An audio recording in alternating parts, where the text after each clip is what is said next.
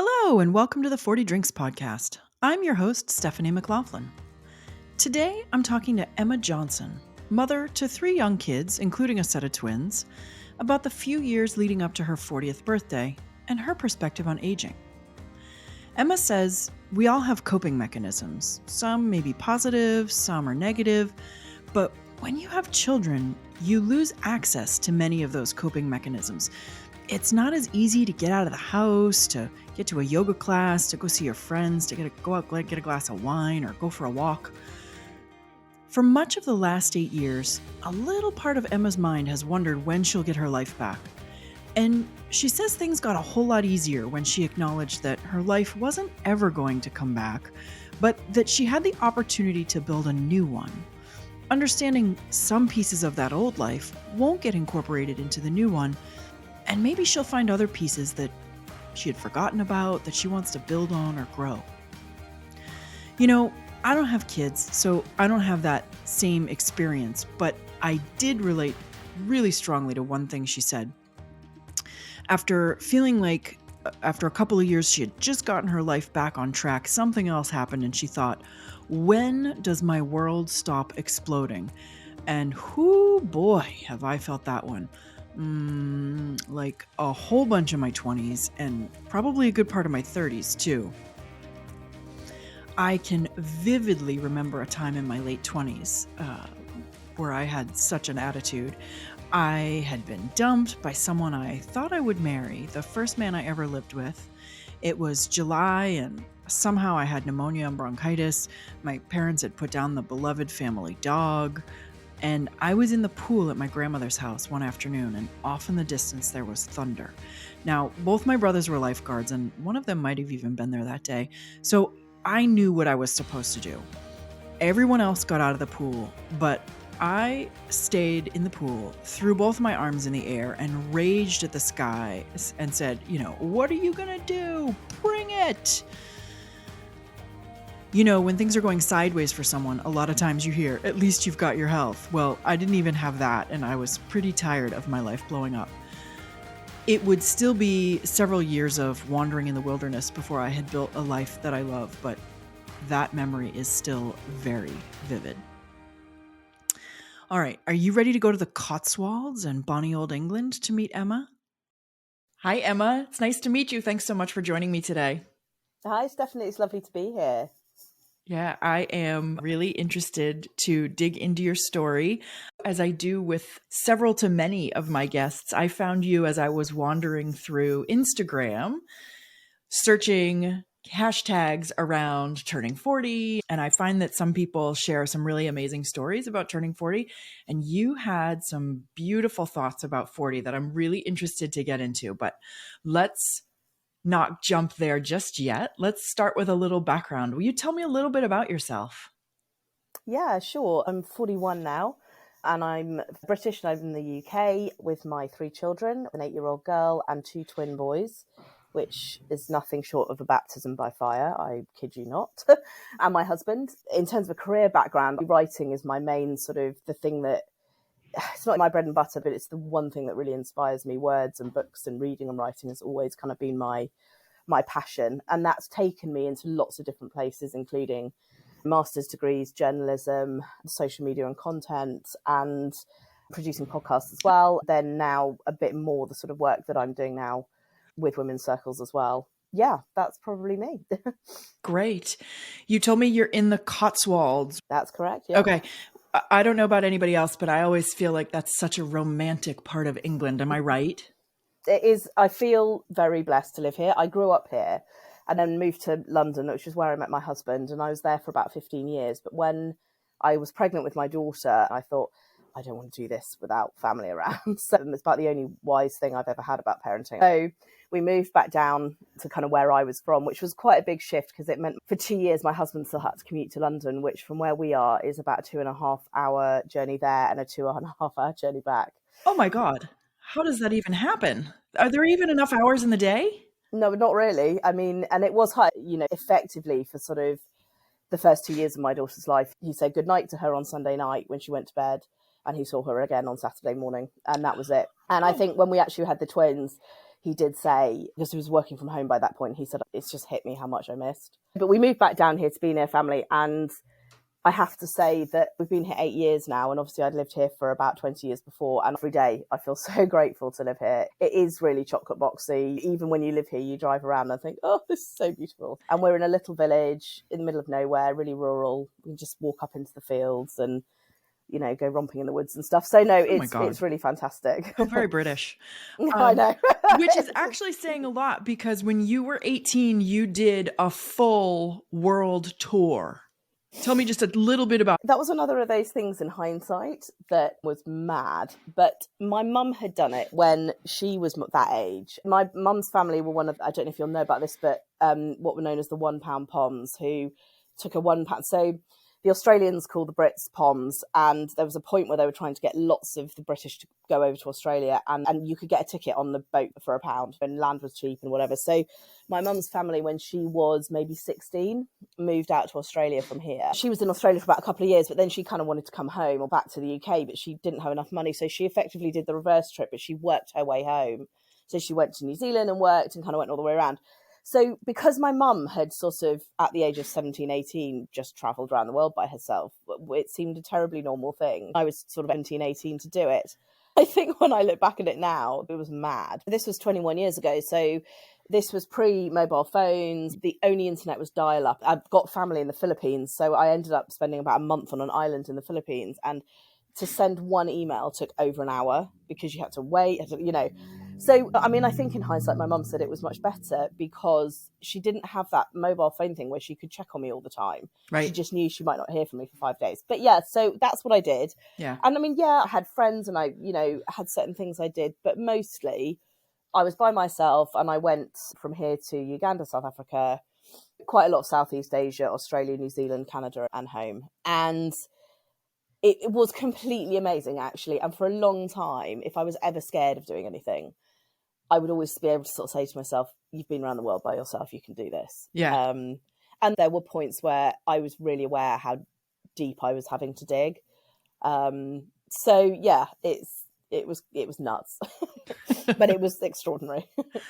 I wasn't quite that adventurous, but when I was in college, I did spend about 9 months living in Ireland, schooling and doing some other things like that. So I know what you mean. It was not only pre-internet. I think the school gave us email addresses the second half of the time we were there, but nobody knew how to use them. And, you know, this was in 92, 93, 94. I don't remember what, right around there. I remember trying to send an email home and nobody knew how to get it. So yeah, in order to talk to my parents, I knew it was Sunday nights at a certain time. Either I was going to call them or they were going to call me. And that's when we connected on Sunday nights. And the rest of it was, there was no mobile phones. There was, you know, there's no Google Maps. There was none of that. I don't know if you were the same, but like the letters, my mum's brilliant. She keeps all that sort of stuff. So looking back at the letters that I sent and the kind of things that I was saying, and I was still just quite naive 17-year-old girl. So some of my letters were full of that stuff. But then some of the other stuff was just really extraordinary stuff about what I'd seen and where I'd gone. But yeah, that and faxes. I do remember sending quite a lot of faxes. Yes. But also you communicate so differently. You kind of save up stuff to tell people. Right. And then the phone calls we had were always really good. Yeah. Yeah. I wonder if my parents have if my mom saved any of the letters I wrote. That would be an interesting exercise to go back and reread them. But you're right. I wrote letters and postcards home and to friends and to boys, all that stuff. So it was a whole different way of communicating. All right. But enough about our nostalgia for the 90s. Tell me a little bit about the few years leading up to your 40th birthday. You're a mom of 3 young kids, including a set of twins, which I can't even imagine. Don't imagine. What are you doing professionally at that point in time? What was I doing? It's really difficult because I turned 40 a year after COVID. So it was really weird. So sort of the year before, my 39th year was COVID. So, you know, horrific. So once I had my daughter and moved down here, I was then made redundant when I was on maternity leave by my company, which was really quite a sharp shock because I thought I had a job to go back to and I didn't. So I then started freelancing and working for myself. I was editing a kind of online wellbeing magazine at the time, working on actually producing podcasts, and I was doing quite a lot of other things. So I was enjoying my work, but I don't know how fulfilled I felt. But it was really difficult because my twins were 2.5 when COVID hit, I guess. So that was sort of 2020, wasn't it? Yeah, they were born in 2017. So yeah, they were 2.5 kind of when it all started. And I really struggled after they were born. I do quite a lot of work for a charity that supports women with postnatal mental health challenges. And initially I kind of just thought, this is difficult, this is hard, that's all it is. And then I slowly kind of came to realize that probably I was depressed and I did have postnatal depression. Funnily enough, I'm possibly coming to realize now that I'm not even sure whether I did. I actually think it's a whole much larger cultural, societal issue around the pressure of motherhood and the pressure of parenting and the microscope under which women are.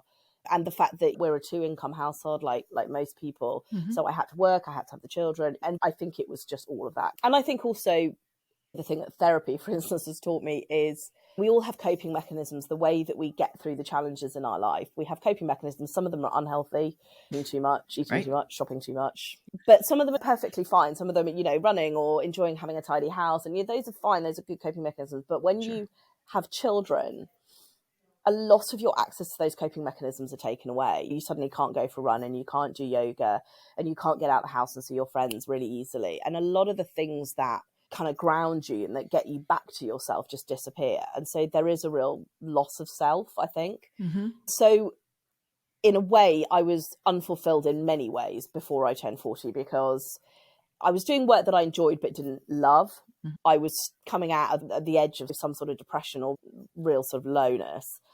And just when I thought I was about to get my breath back and life was starting to get a tiny bit easier, the twins had finally started nursery and that had gone really well. Yeah, coronavirus hit. And I know it was hard for everyone. Right. It was really challenging for me, particularly because one of the ways that my sort of depression or my struggles manifested itself is just this fear of being alone in the house with kids with nothing to do. And that's when you feel the rage and the panic kind of build. Coronavirus made me do that day after day after day after day. Oh. I mean, talk about, it's not aversion therapy, immersion therapy. And I will say it has got me over that. I don't worry about that now. But it was really difficult. It was really challenging. And I love my kids, obviously, goes without saying, but 2 boys is a lot. They're very spirited boys. One of them is quite kind of highly sensitive and highly emotional. Mm-hmm. And he absorbs everything going on around him. So you put that into the mix of 2 people who are trying to do 2 full-time jobs. The way my husband and I split it with coronavirus was he worked in the morning and I had the kids, and I worked in the afternoon and he had the kids. But we were both lucky in that we both worked remotely and actually both of our jobs weren't massively affected by it. But that meant we were both trying to do 2 full-time jobs in 2.5 days a week. Right. And we were lonely and miserable like everyone else and scared, and it was difficult. Particularly one of my sons, I think, really absorbed all of that, and it just became more and more and more difficult. So it was a challenging year and it went up and down, and my work kind of ebbed and flowed. Some things came in off the back of coronavirus. I lost some work like everyone did. Actually, what was so interesting about my 40th, I turned 40 at the end of June 2021. So it was almost to the day here, and I don't know what it was like over there in the US, but it was almost to the day here that they lifted nearly all the restrictions, and you could have big parties and gatherings and you didn't have to be outside and you could hug and kiss. It kind of gave me a reason to have a massive party. So my 40s became like this pinnacle of kind of, yes, just got to get there. We've just got to get there. So I didn't approach it at all with dread, not in any way. And whether that is because I suppose when you've got small children and you're struggling, every day that's further away from them being really small is better because it gets better because they get bigger. So for me, the moving forward wasn't really a difficult thing. It was a positive thing. Does that make sense? Oh, yeah, that makes a ton of sense. I can just imagine the coronavirus and the lockdowns and stuff was like a cloud. And so for you, as you're just about to turn 40, it's the sun's coming out from behind the clouds. Yeah, I can see that would be heartening. Yeah, it was. And I got to throw this absolutely fabulous 40th birthday party in our garden. We had this huge table that kind of weaved halfway down the garden and flowers everywhere. It was just the most incredible day, and it was incredible to be with people again. Yeah. So yeah, that was it. I kind of jumped right into 40 with kind of both feet head first, really full of excitement. This is going to be interesting as we tie this all together, right? So there's a period of real lowness for a couple of years, and then coronavirus, and then the sun's coming out and you're feeling good and you're jumping in. And then tell me about your 40th year. Yeah, so that was really interesting. So I turned 40 and felt great, felt really good about my life and really positive. And I was like, yes, this is it. I'm going to be good. And then the twins started school that September. So I turned 40 in the June and the twins were starting school. Even before I got to it, felt like it was going to be a landmark moment. Right. If nothing else, for the fact that the cost of childcare for us has been crippling. For anyone who has twins or triplets, you didn't ask for that many children at once and you get it, and there is no support for the fact you have to find extra money, double everything. And it's not just the childcare, it's double everything. So in practical sense, that was amazing. But also it just felt like sort of suddenly I'd moved out of tiny babies and I was in a kind of different phase. Right. So that was really exciting. And a week before they started school, I agreed to take part in a charity fire walk, raising money for the charity that I do quite a lot of work with for postnatal depression and anxiety. And that itself became, again, a real landmark moment. I recommend it to everyone. For me, it was a real way to kind of step into my 40s and also step away from what had been a few really challenging years. I really kind of found the inner resilience and that inner strength and all those things that you come to rely on, and kind of stepped onto those hot coals feeling incredibly inspired and empowered. And it was really special. Next day, my baby sister, as it were, came to see us, and we live near a polo playing fields, which we can walk up to, and it's terribly British, and watch the polo. And we all walked up there with the kids, and we sat and shared a bottle of fizz, and it was a really special day, and we giggled, and it was lovely. That was the middle of September, and then bar one other time, that was the last time I ever saw her, because on the 16th of October, she died completely suddenly, completely shockingly, of a pulmonary embolism. And it's weird how that moment of kind of stepping into my power and her weirdly being there, and then literally a month later, less than a month later, it all just kind of imploding. It was really difficult. And I was the one who found her. My mum and I knew something was wrong because she hadn't answered her phone. She lives about half an hour away from me. So late on a Saturday evening, we drove up to her flat. And my mum parked the car and waited in the hall. She was too scared to go in. And even though you, of course, tell yourself it's going to be that, it's obviously not going to be that. Then I found her in her bedroom on the floor. And yeah, it was awful. The weirdest thing was the very first feeling I had actually was relief, only because it was a Saturday night and we hadn't heard from her. I was also worried that she'd gone out and something had happened to her. And I was sort of really consumed with the not knowing and what will we do. I think looking back on it, my very first instinct was, at least I know where she is. But then, of course, the reality of it slowly kind of sinks in. Right. And yeah, those are life-changing moments. It's life-changing because she died. It's life-changing because I found her. It's life-changing because of the impacts it's had on our whole family. My mum is actually very unwell and she's in hospital at the moment. And I'm sure that a large part of it is linked to the grief of losing her youngest child. So it was really, really hard. And, it will never not be hard. It goes on being hard.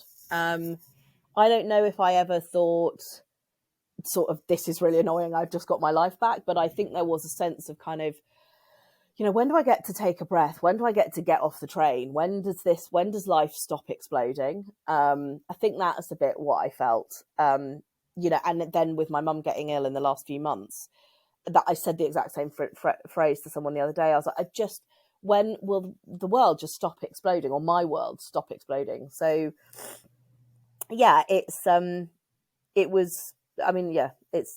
difficult. It's hard. Learning to live without her is impossibly hard. And yeah, there isn't really, and that kind of, I don't know if that kicked off a kind of, I think lots of people, when someone dies, they're kind of like, we're on this earth for such a short time, I must quickly and instantly change my life and quit my job. And, that wasn't really what happened for me. I think I became really acutely aware that settling wasn't really good enough anymore. I suppose the work that you do when you're grieving, if you really let yourself into it, you go quite deep and you discover quite a lot about yourself. And that was the interesting thing, because again, I'd been in therapy before coronavirus hit, but then of course that had to stop because of COVID. And then I never sort of went back because sort of I thought I was, coming out of myself. So I went back after Sophie died. And that kind of allowed me to kind of work through the grief and a lot of the things that had happened around it, but kind of continue the work and the self-discovery I'd been doing even before all of that. So I think it kind of brought quite a lot of those threads together in a way. And yeah, you'd never want to say that you want someone to have died. Of course you don't, but that, it is part of life, and there is an awful lot of extraordinary learning in walking through that yourself. Right. So, yeah. Right. You said it shook me into rediscovering who I was and rebuilding the person that motherhood had shattered and loss had shattered. Can you tell me a little bit about that? Yeah. As I mentioned, I work with mums who've kind of gone through postnatal depression or anxiety or any kind of, it's not even particular anxiety and depression. I just find that I am really drawn to, really able to connect with those women who have found motherhood to be like sort of falling off a cliff, really. Because I think actually, if we're all deeply honest, nearly all of us feel like that, but we don't talk about it. And no one lets us talk about it because we're supposed to be filled with blissful love and feel wonderful about it. So kind of since becoming a mum, and even with my daughter, but less so, I think I've always been a curious person. I'm always interested in the kind of learning and what things bring up and kind of who we are. The loss of self that comes after motherhood is actually quite fascinating to me, and fascinating that it isn't talked about more. And I talk a lot to the women that I work with, and I talk a lot in my grief for women's circles that I do about the grief of motherhood. And I really mean that sense of grieving the woman that you were, the person and the life that you had. And I think it's really important to go through that process. I know that for a lot of the last 8 years, the underlying theme in my head has been, when will I get my life back? And things got much easier when I acknowledged that my life wasn't ever going to come back in the way that I expected it, and that I had to build a new one. And it's a better one. It's one that I'm much more connected. I'm happier. I feel more fulfilled. But that is almost a process that nearly every mother goes through. And it's enormously challenging. For some mothers, it's even more challenging. For some people, it kind of happens in a sort of nice, organic way. But I think it happens. So I really do feel that who you are on that moment that baby is born kind of gets smashed on the floor. And very slowly you pick those pieces back up. And I think you leave some pieces on the floor. I think you're like, you know what, this just doesn't serve me anymore. And I think there's other pieces that might be really tiny that you're like, I need to make that piece a lot bigger. That bit of myself, I really need to hold on to. And then, of course, you lose someone like I did. And I think it does it again. I suppose it's almost like kind of a beautiful piece of art. You slowly refine it and then go, no, I don't like that bit. I'm going to work on this bit. I don't know. That's the sort of vision that comes to me when I think about it. I don't mean having visions. I just mean if I sort of imagine it in that way. So towards the kind of beginning of this year, so I went back into therapy at the beginning of this year, and round about April time, I'd kind of really done a lot of work with my therapist, and I was feeling kind of a lot better in myself. But she was sort of saying, I'm actually quite worried about you, and I think that you haven't had the space to really work through any of the stuff that you need to. And we actually went back to thinking about the fact that because I was self-employed when I had the twins, I never actually took any maternity leave. I've got pictures of me doing my tax return whilst breastfeeding one of the kids. Yep. Because we have a culture of going, you've got this, oh, go mama. And actually people should have been saying to me, step away, let me hold the baby. But right. No one says that. So you crack on and you think you're like superhuman. And of course no one is. And then coronavirus, and then and on it went. And so she said to me, I think you need a break. I'm really worried that if you don't fully stop working and step away, that you will end up really unwell. And that was really hard to hear, because you hear people talk about like burnout and things. And I was like, well, burnout is something for city bankers. It's not something people like me get. Right, yeah. Burnout is ridiculous. And now, ages ago, I then looked up what burnout is. And I was like, oh, I think that might be me. So my amazing husband, I came home from that therapy session in tears, and I said to him, I need to stop working for the whole summer for 3 months. To his credit, he just went, okay, I've no idea how we'll do that, but we will find a way. And I'm incredibly grateful to him, because I bring in nearly as much money as he does. So to not have that was really scary. Right. Out of the two of us, he's the kind of financial risk averse. I just sort of pretend it's all not really happening. It was really amazing. And I stopped working at the beginning of June, and I didn't work for 3 months. I mean, half of that was the school holidays, so different kind of work. But I didn't work, and I did step back. And in the middle of that, I started to find the things that I really wanted to do, and women's circles and things like that just kind of started appearing in my life. It just really was an incredible 3 months of discovery, and having the space to find out a bit more about who I was and what I wanted from my life, and to get comfortable with not doing anything, to get comfortable with sitting still. My therapist said, I don't want you, I can see you doing this already. You're like planning to do this course and that course and to learn this skill and go here and do that. And she said, get yourself a clean new diary, and I want you to be able to show me a whole week that has nothing on it. And that was really terrifying. It was really, really terrifying. But I did do it. I did manage it. And it has made it much easier for me now to be able to sort of step into that place of just stopping for a bit to kind of hear what's going on inside. So that's probably how I kind of picked all those pieces up and rediscovered. That's amazing. And what a wonderful opportunity, with whatever challenges it came with, what a wonderful opportunity to take 3 months and just stop. I can only imagine. I would love that. And I don't have kids, and I still can't imagine how that would happen. It's not something that most of us in this modern world are able to do. And you still have twins. You still have 3 kids. It's not like you were sitting out in the fields or on the beach, I wish, yeah. Right. Don't we all? You still had things going on, but even just to be able to take your brain out of the everyday, what do I have to do next, and work and this and that, that's amazing. During that time, you started to really get a sense of what you wanted to do or what things were important to you.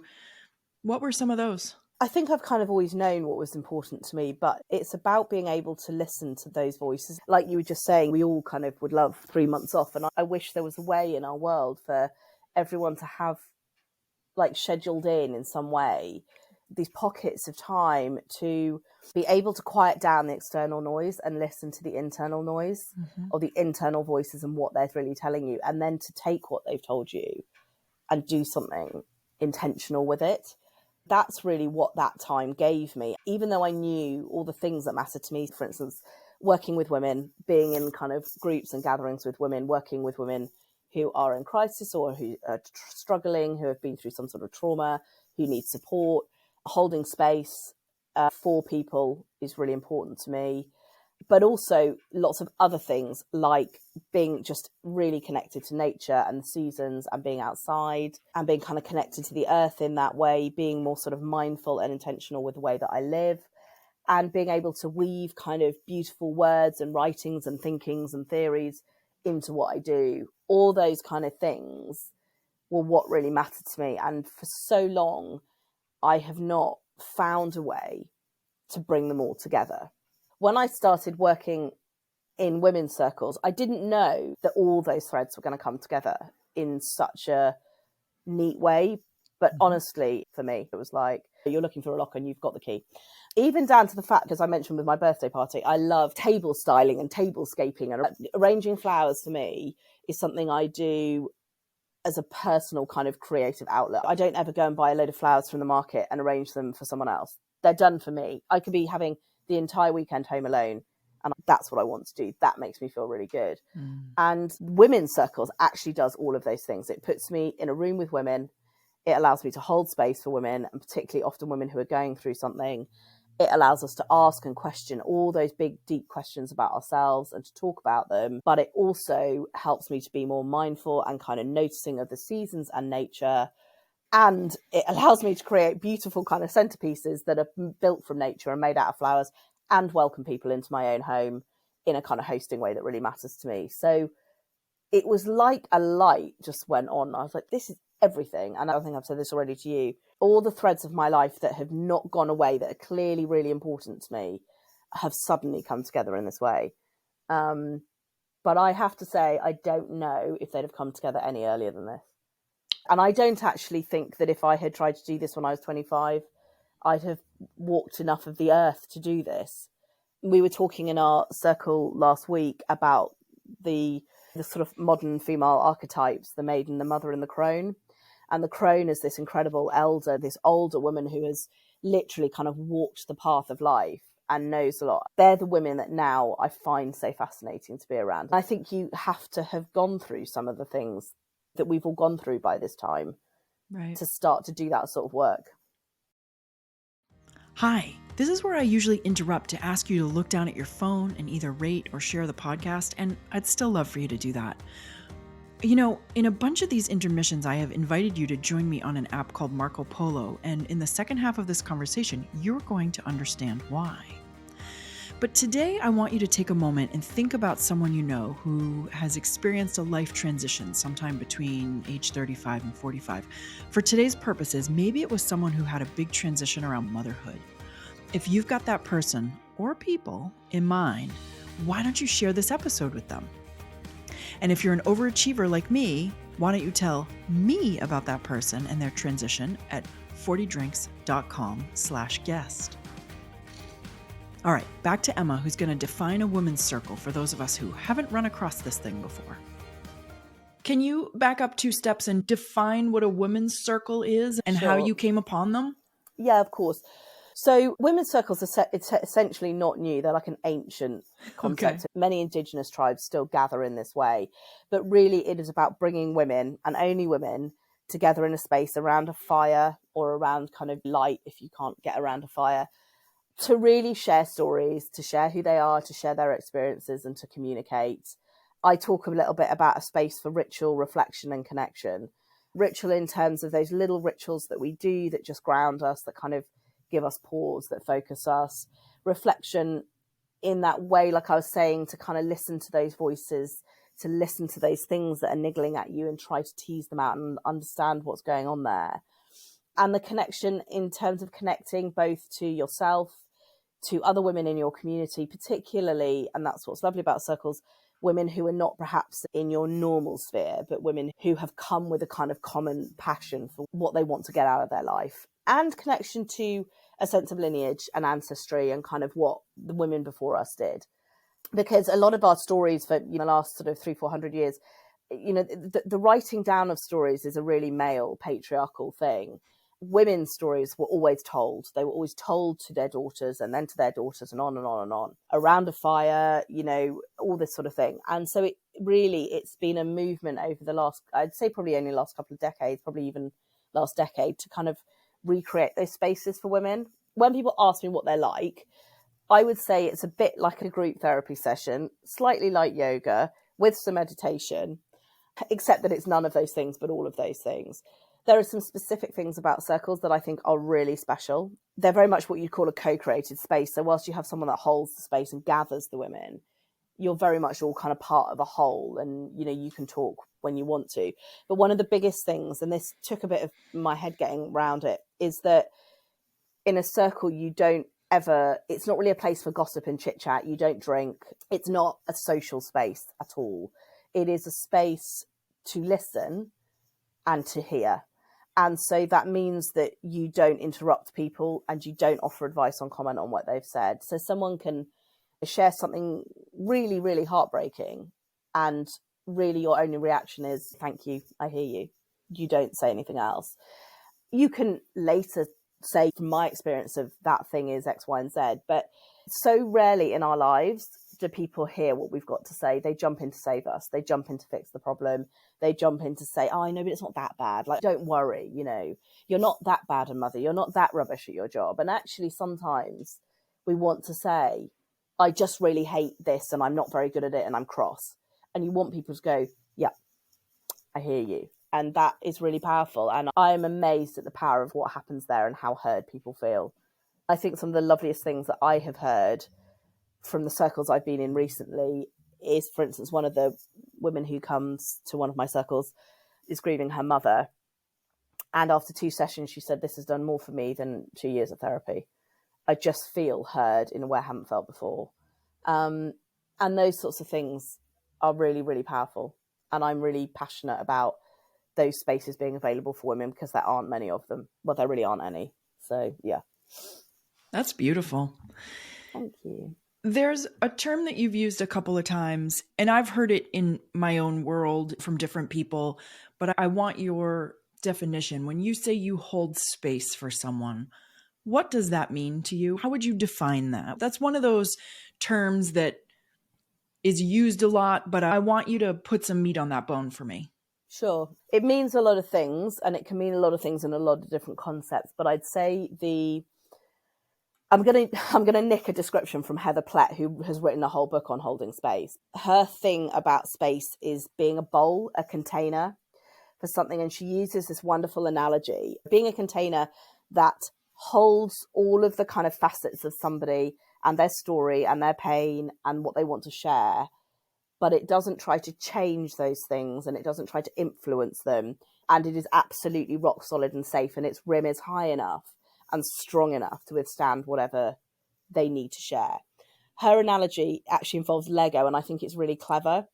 She says, if you have a Lego structure that your kids made and they break it, you scoop the pieces up and you put them back into a bowl and they're safe there. But the bowl doesn't impact what happens to those pieces when they leave the bowl. It doesn't impact what shape those pieces take, but it does keep them safe from people treading on them. It makes sure that they don't get lost. And it has them there in this unchanged space until you're ready to build something else with them. And if I go back to, weirdly, my kind of shattered self analogy, it actually is a little bit like that. It is, in a way, in something like a circle or therapy. Therapists hold space, friends hold space. I hold space for my children. It's not a professional thing. It's simply about creating a safe enough environment that people feel that it's not going to leak, that their feelings aren't going to kind of be taken the wrong way, that they're not going to be judged, and that those things that they share are safe where they've been shared, that they're not going to get run away or gossiped about, and that you can share the fears and the silliness that you feel. That's sort of really what I understand it. If I've got a friend who, like I did the other day actually, who knocked on my door and she's got really bad anxiety and she just said, I need to come over. And I said, okay, I'll put the kettle on. And, you know, I'm not a therapist, it wasn't anything like that, but she sat at my kitchen table and she talked for 15 minutes and I didn't interrupt her once. I just let her talk and I let her cry. And then slowly I was able to sort of ask her some questions and we were able to kind of create a sense of sort of what was going on with her. That at its very basis is holding space. It's something we all do, but it's holding it in a way where you're not going to do damage, where you're just going to really protect those Lego pieces until that person knows what they want to do with them. That's beautiful. I feel like for myself, I'm always so, well, first of all, I am a solver, right? I do I'm a solution person, but I am able to consciously turn that off. But I want to engage with people. I want to ask questions. I want to dig into things. So as you're talking, I'm wondering, oh, am I doing enough with friends and other people who would confide in me to sort of create that bowl? Or am I so engaged in the bowl as well that, you know, so it's interesting when these conversations give me things to think about and things to explore on my own. Yeah. But I guess I would interpret it's nice for me to interpret it positively, right? I would interpret my engagement with the other person as being supportive and indicative of the fact that I am fully engaged in their story. I don't know if that's the same thing as what you're talking about. No, it's the same thing. Whilst I've described particularly a women's circle where you don't tend to particularly give advice and comment, that doesn't mean that all spaces like that are like that. But to go back to the bowl analogy, what's so interesting is that you could hold the bowl of Lego for someone and say, we could make a horse or a house or a pony or a rabbit. Right. But you are not invested in what they make from that Lego. And if they decide to ignore all of your suggestions and make a car park, that's fine. Right. If they decide to make the rabbit, it's not the rabbit that you would have had them make, also fine. And where you are is then really like, that's a really cool rabbit. You know, how do you feel about that rabbit? Right. I'm reducing it a little bit, but the asking of questions is a really powerful way to hold space because you're teasing out what kind of people need to share. We use a phrase in circles a lot saying, what do you want to give voice to? And I think sometimes that's really a lot about those things, like I've talked about, that are niggling below, that we know would be really helpful if we voiced them because we might understand them a bit better. But sometimes you need someone to tease that out of you. It's really important. It's much more about a space where they can say anything. The thing that matters to me is when someone phones me with a problem and says, I just knew I could tell you that. And that matters to me more than anything else. It's not that they believe, and I might have really useful advice for them, but if they feel that I'm a safe enough space to explore that, that's the really important thing, which I'm sure you are for your friends. That's really valuable. It's interesting you're talking about this, and I'm thinking about, I have a couple of girlfriends and we have a little group on a Marco Polo. And I describe Marco Polo as video voicemail. We can leave messages for each other and we don't all have to be there at the same time. We've been doing this for, I don't know, 5 or 6 years now. It's been a long time.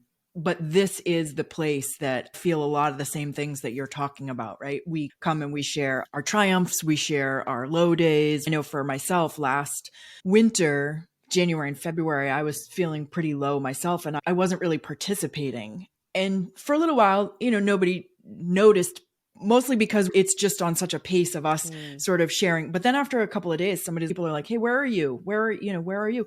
To the point where one of the girls showed up on my porch and said, what is going on with you? Which was lovely because to have somebody notice was wonderful. The 4 of us are really, I don't know, solid, professional, capable women.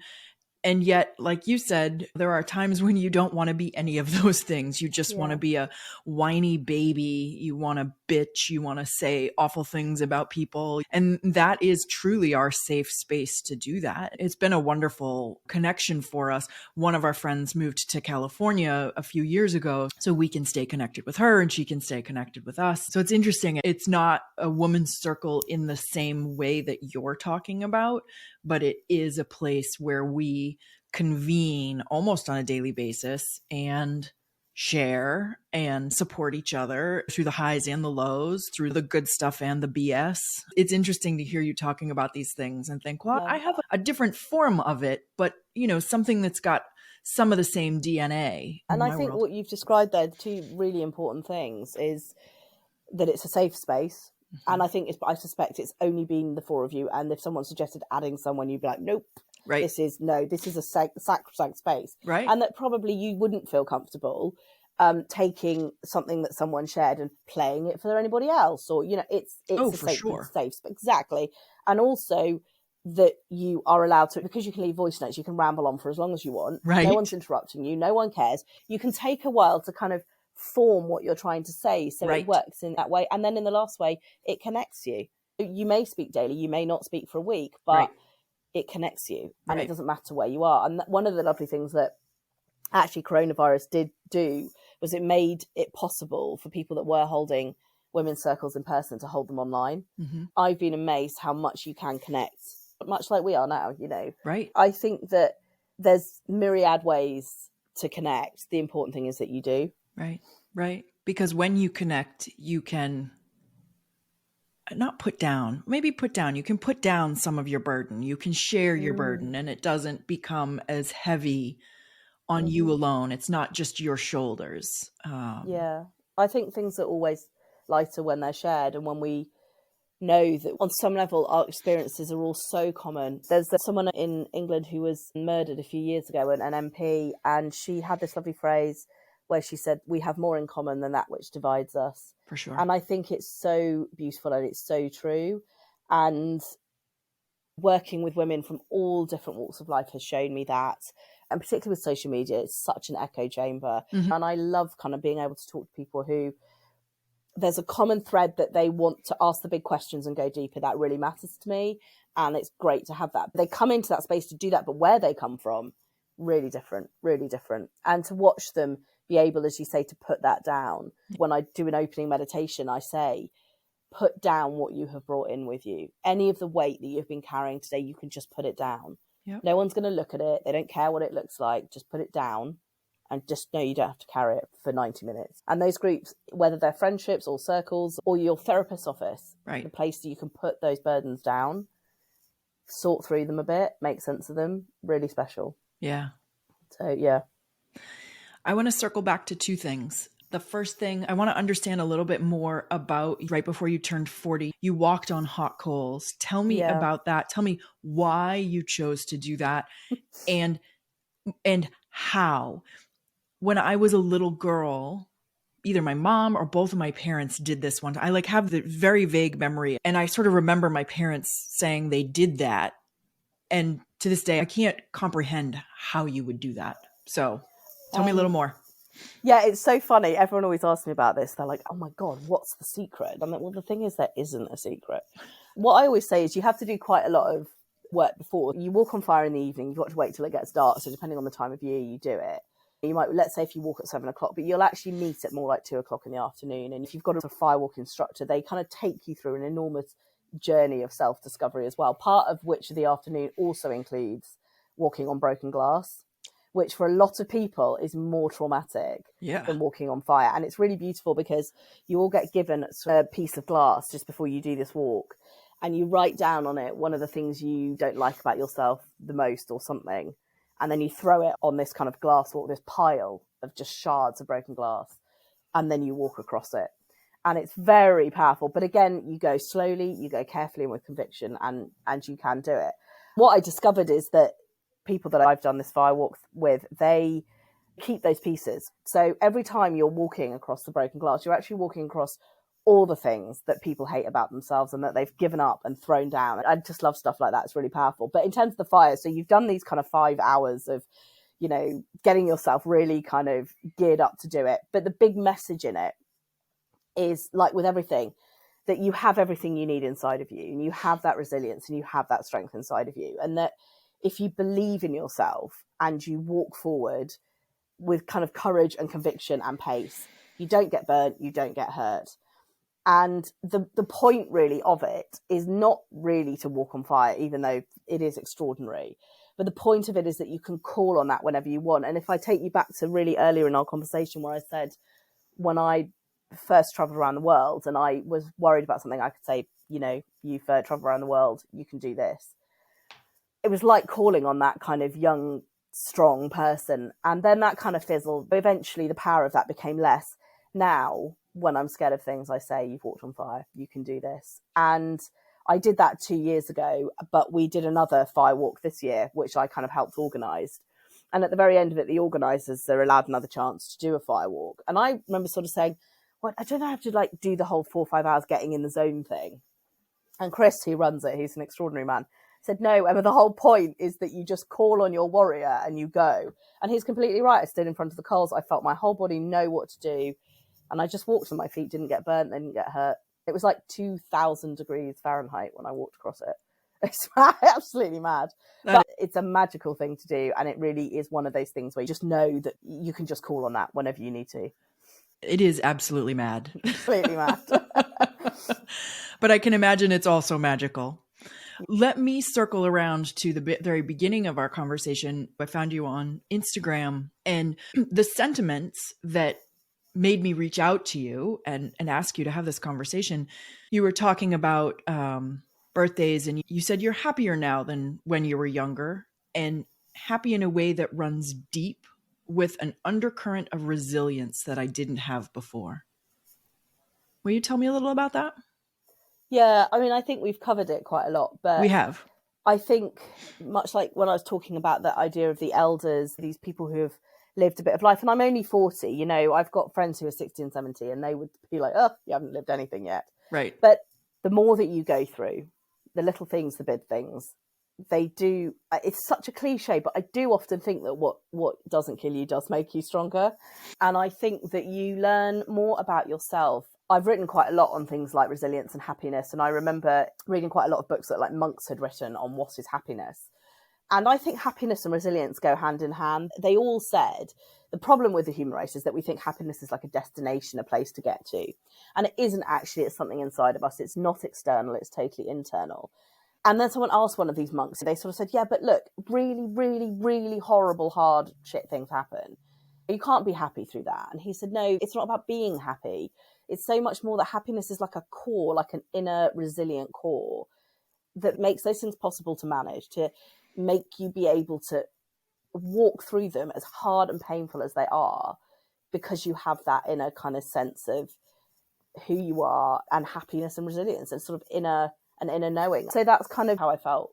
And I kind of believe, and I think I said that in that post, I believe that just continues. I hope and believe that the life just get better. And I wouldn't want to be 20 or 25 or even 35 again. What is happening now is great. But I've always felt like that in my life.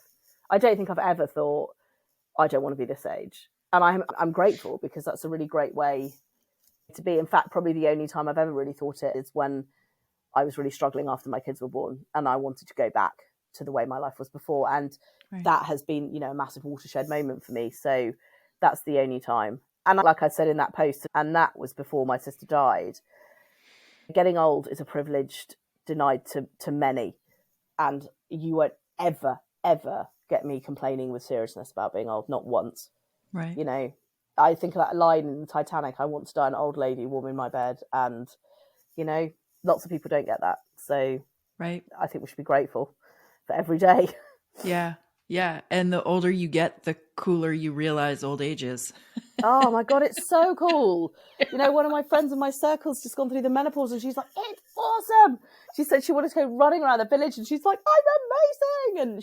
And she says there is a real knowing, like a quietness that settled over me, where I just know myself so much more. That's probably what I mean.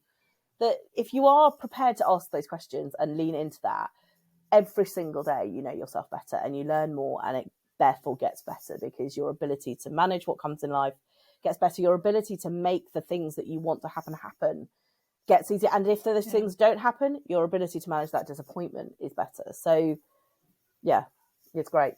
I think it's wonderful. Yeah, it's amazing. One last question, and this is something I'm just exploring. This is the first time I've done this. I'm wondering if you have any advice for somebody who's facing 40 and feeling any of the number of unsettled, dread, stuckness. From your vantage point now, what kind of advice would you give to someone who's facing 40 with some discomfort? I think you just need to know why.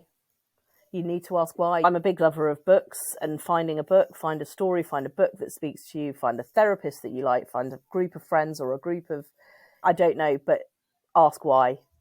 Because as we were saying, I kind of think we don't need to step into each day, to each milestone birthday, each normal birthday with trepidation. And if we are, there's a reason why. What unmet need has not been fulfilled? What regrets have you got?